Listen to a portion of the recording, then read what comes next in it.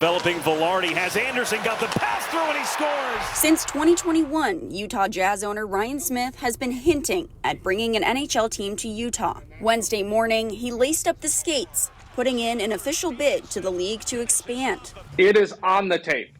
It is on the ticker. Smith talked on the Pat McAfee show about how Utah, home of the minor league Grizzlies team, is ready to take the sport to the next level.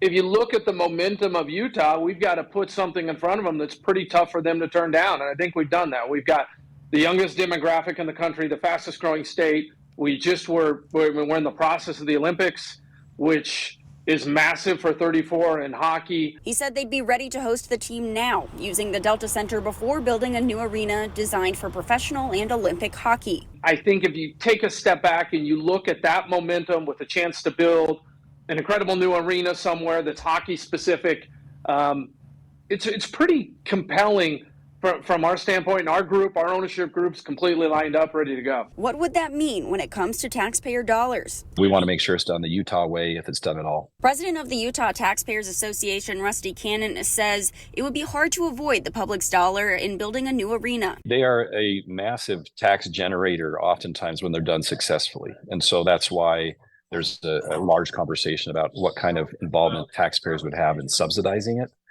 Most stadiums do have some taxpayer subsidy. He says they've looked at examples where it's worked better than others and would give their input to key players should the conversation about NHL hockey coming to Utah move forward. So our hope is that whatever policy is put in place, that we can help shape it in the right way so it has the least impact on general taxpayers and is mostly paid for by those that use the stadium or the area around it.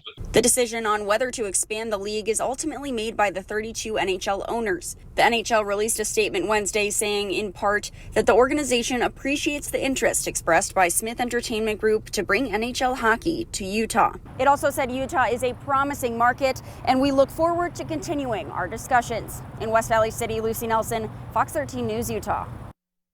Okay, well, we asked our nearly 1 million followers on the Fox 13 News Facebook page for their suggestions on what to call a hypothetical Utah or Salt Lake City NHL team.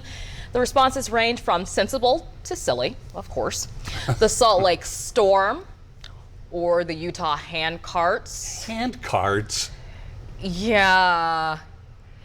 I mean, you know. That sounds like it's from somebody not interested in hockey at all. Well, we don't know that, but there's a lot more responses, a lot more interesting ones that I did see. So if you want to see them, join the conversation on our Facebook page. You know, it'd be really interesting if we called them the Salt Lake Seas, because we've got, if the Oakland A's come, we'd have the A's, and then we we have the B's, B's, and then we could have the C's. Love it.